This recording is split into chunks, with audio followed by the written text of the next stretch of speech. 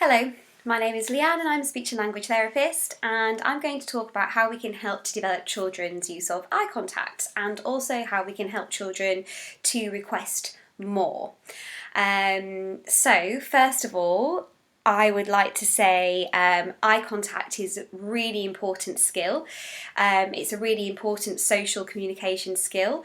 We can tell a lot about a person by their face, so being able to direct our gaze towards a person's face is really important for reading social cues, developing eye contact, as well as reading facial expressions and even being able to gain somebody's attention and letting them know that we are ready to communicate. So eye contact is really important. So I'm just going to briefly talk about how you can help to develop eye contact in children, as well as then requesting more and maybe helping your child to say the word more.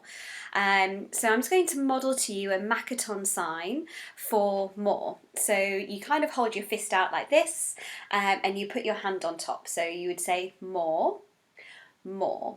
So signing can be really helpful for some children who are having difficulties getting going with language, because it acts as a visual cue and it might help the child to understand what we're asking them more because we are using the word as well as the sign. Also for children who are struggling to use language or maybe non-verbal, they are going to maybe find it easier to use a sign rather than say the word. So the more that we can support children in signing and using natural gestures, that's going to be really good for their overall communication development. So I have got two lovely little motivators here. So this is my dancing man and this is some bubbles. So maybe with bubbles first, because a lot of children, most children I know, are very motivated by bubbles.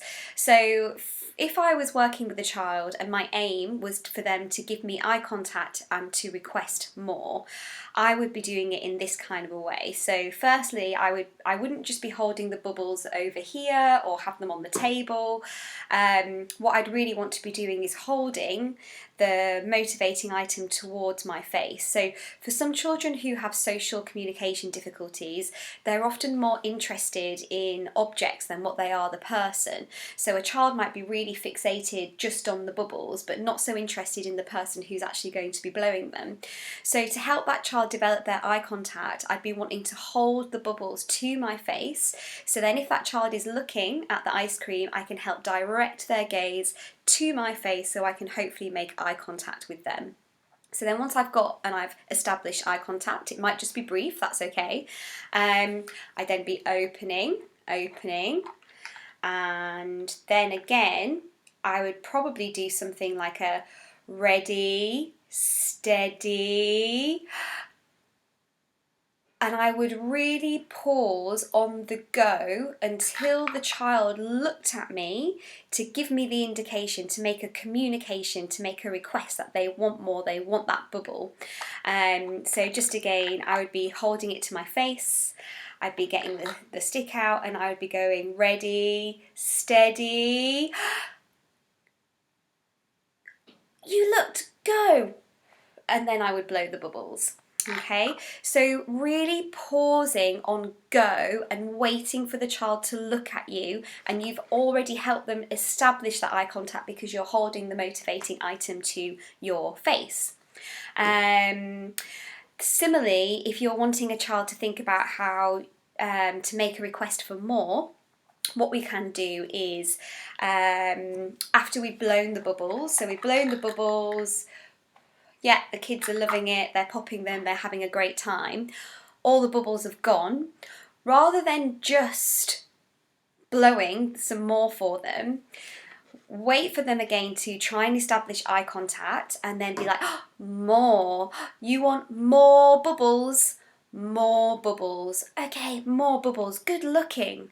And so I'd be looking for them. They might not necessarily have to say the word if they're at a non-verbal level, but I would be looking for them to give me some kind of communication, whether it's pointing, trying to copy the sign, looking at me, something for more.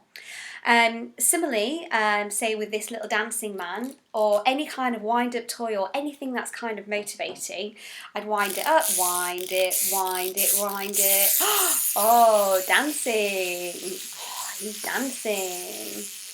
And hopefully the child would be really looking at that, they'd be really motivated. Again, I might try holding it towards my face, getting them to give me some nice eye contact. Once it had ran out, I'd maybe say, oh, more? You want more? More dancing! Okay. And then I would be really modelling that word, modelling the sign, waiting for them to make a communication attempt as a means of a request. So so just a really brief video there, just to think about how you can help children to establish, maintain eye contact, and hopefully to help them make some basic requests and using the sign for more. Okay, thank you.